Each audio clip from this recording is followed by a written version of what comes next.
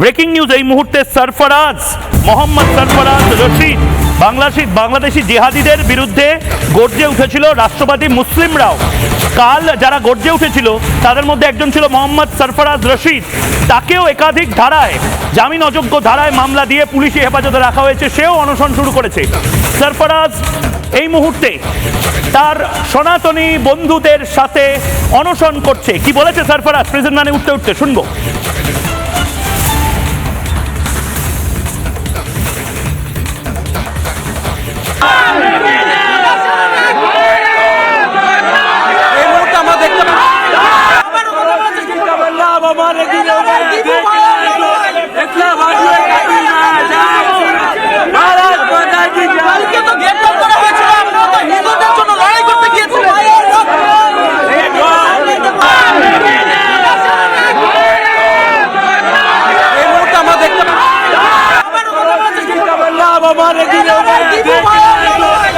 हमारे